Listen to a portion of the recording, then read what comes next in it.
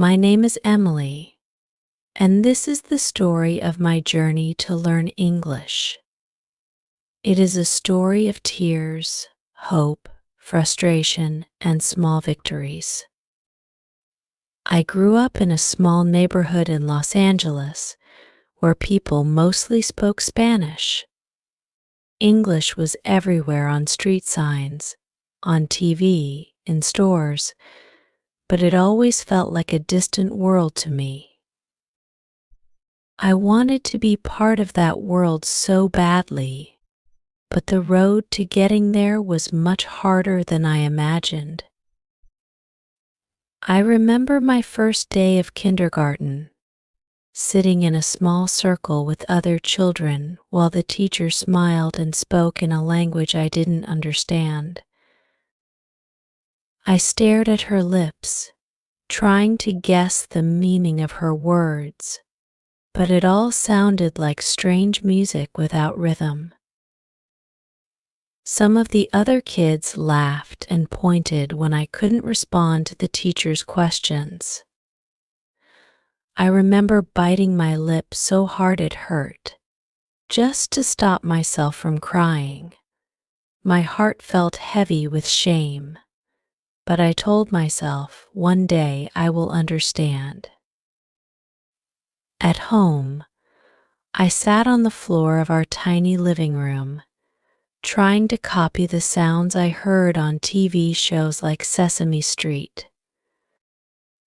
My mom would sit next to me, gently stroking my hair, whispering, "It's okay, Mija. Poco a poco, little by little." But it didn't feel little. It felt like a mountain too tall to climb. I was only 6, and already I felt like a failure. The next few years were a blur of struggle. Every English word felt like a puzzle missing a piece. I remember staying up late at night, sitting on the edge of my bed with a dictionary in one hand and my school books in the other. I wanted to be like the other kids who could talk so easily, who never had to pause and search for words. Every mistake I made in class felt like a punch in the stomach. When I stumbled over a word or mispronounced something, the kids would giggle, and it felt like the walls were closing in on me. I wanted to give up so many times. There were days I would lock myself in the bathroom after school, slide down the wall, and cry until I could barely breathe. I cried because I felt stupid. I cried because I wanted to be invisible. My head hurt from trying so hard, and my heart hurt even more because no matter how hard I tried, English seemed to slip through my fingers like water. But then there were small moments, tiny sparks of hope that kept me going. I'll never forget the day I read my first sentence aloud without messing up. It was in 2nd grade, and the sentence was, "The cat is on the mat." I remember how my teacher, Mrs. Taylor, clapped her hands and smiled at me like I had just won a race. Her kindness made me believe, even for just a moment, that I wasn't broken, that I could learn, little by little, just like Mom said. One of the hardest parts of learning English wasn't just the language itself. It was the loneliness. I felt like I lived between two worlds, one where everyone spoke Spanish, where I felt safe and understood, and another where everything was in English, where I felt lost and out of place. Sometimes I felt like I didn't fully belong in either world. My brain was always tired from switching between languages, and my heart was tired from feeling like I never truly fit in. Middle school was even harder. I became quieter because I was afraid of being laughed at. I remember one afternoon, sitting alone in the cafeteria while the other kids talked and laughed around me. I held my sandwich, pretending to be busy eating so no one would notice I had no one to talk to. That night, I cried myself to sleep, feeling like I would never make friends if I couldn't speak perfectly. But something changed when I met Olivia in 8th grade. She was the first person who didn't care that my English wasn't perfect. "You're doing great," she would tell me whenever I stumbled over a word.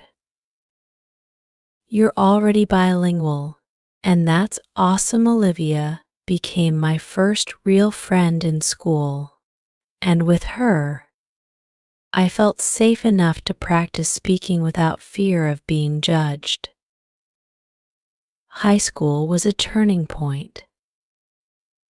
I signed up for the drama club, hoping it would force me to speak more. It was terrifying at first. I remember standing on stage during auditions, my hands shaking so badly I thought I would drop the script. But as I read my lines awkward and stilted though they were, the other students didn't laugh. They clapped. I learned that sometimes the only way to get better is to keep showing up, even when it feels impossible. There were still tough days though. One day during a debate class, I froze in front of the entire class. My mind went blank, and the words felt stuck in my throat. I ran out of the room, tears streaming down my face. I sat in the hallway, hugging my knees, feeling like I had failed again. But my teacher, Mr. Johnson, followed me out and said, "Emily, do you know what courage is? It's not the absence of fear, it's trying, even when you're scared." Those words stayed with me. They became my mantra on hard days when English felt like a battle I couldn't win. Slowly, the fear of making mistakes began to fade. I stopped worrying about sounding perfect and started focusing on communicating. I realized that people cared more about what I was saying than how I was saying it. College was both exciting and terrifying. I chose to major in English literature, something I never thought I'd be brave enough to do. It was like running straight into the storm that had scared me for so long. There were moments of self-doubt, moments when I thought, "What am I doing? This isn't for someone like me." But there were also moments of triumph, like the day I gave a presentation on Shakespeare and realized I had spoken for 20 minutes without once feeling afraid. Looking back, I see that my struggle to learn English wasn't just about mastering a language. It was about learning to be patient with myself. It was about finding strength in moments of failure, about believing in my worth even when I felt small and unseen. It was about understanding that every tear I cried, every moment of frustration, was part of the journey. To anyone out there struggling to learn English, I want you to know this: it's okay to feel frustrated. It's okay to cry. But don't give up. Every word you learn, every sentence you speak is a victory. And you are not alone. Find people who lift you up, who believe in you even when you don't believe in yourself. Practice a little every day, even when it feels impossible. Celebrate the small wins. And most importantly, be kind to yourself. Learning a new language is like planting a garden. You water it every day, even when you can't see the flowers yet. One day, you'll look back and realize that the struggle was worth it. You'll see how far you've come, and you'll know that you are stronger than you ever imagined. Today, I work as a teacher, helping other students who are learning English. Every time I see a student's eyes light up when they understand a new word, I remember my own journey. I tell them the same thing Olivia and Mr. Johnson told me: you're doing great. Keep going. You've got this. And with every student I help, I feel a little more grateful for the struggle that brought me here. Because in the end, it wasn't just about learning English, it was about learning to believe in myself. There were times when I thought my struggle would never end.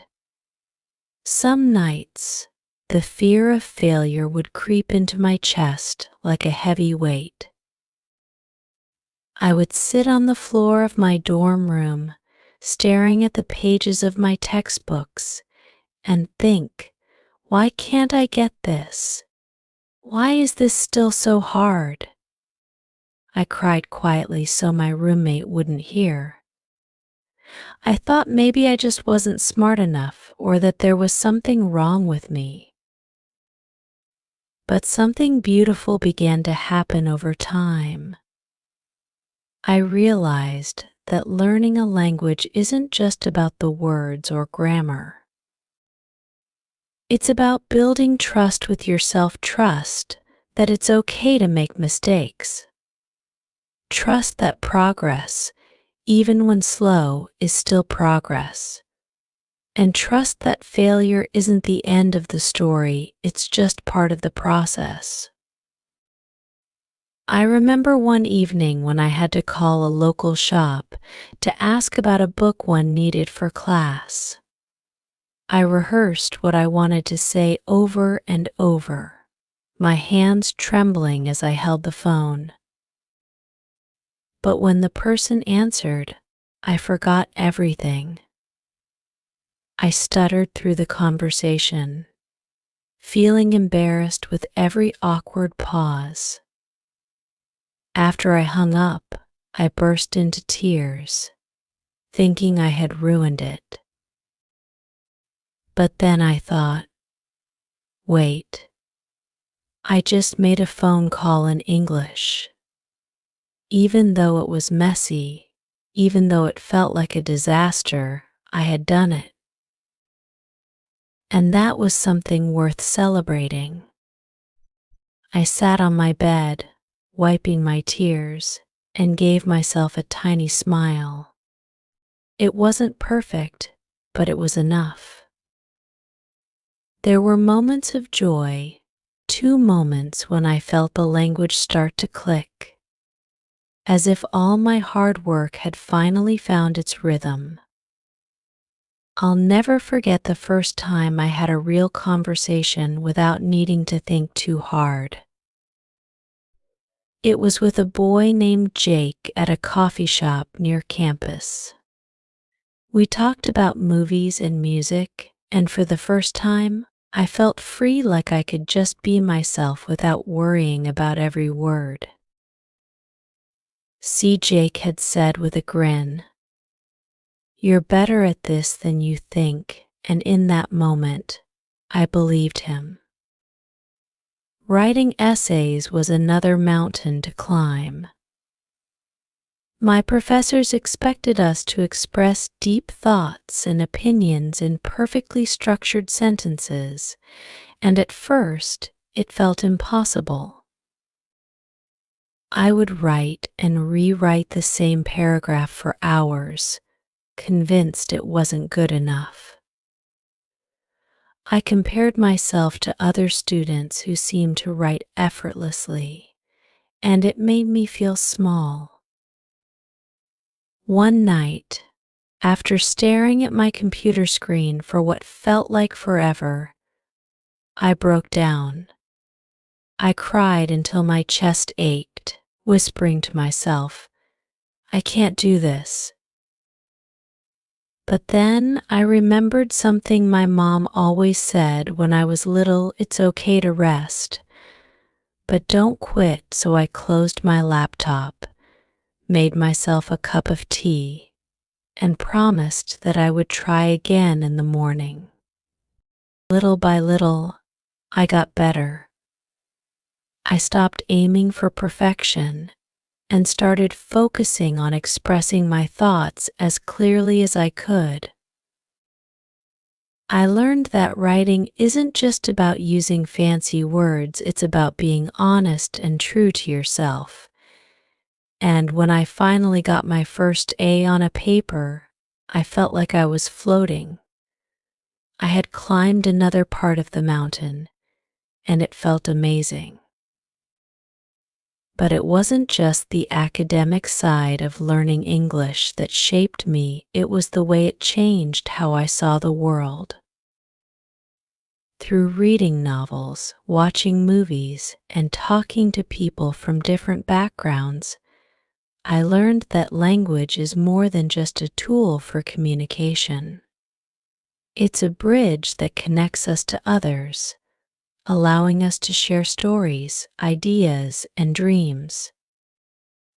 One of the most powerful moments in my journey came when I went back to my old neighborhood and spoke to a group of young students who were struggling with English, just like I had. I told them my story: the tears, the frustration, the moments I wanted to give up, and I saw their faces soften. Some of them had tears in their eyes too, and I knew exactly how they felt. "You don't have to be perfect," I told them, my voice steady with emotion. "Just keep going. You're already doing something brave, and one day you'll look back and see how far you've come." As I stood there, I realized something important. My struggle wasn't just a burden, it was a gift. It had made me stronger, more patient, and more compassionate.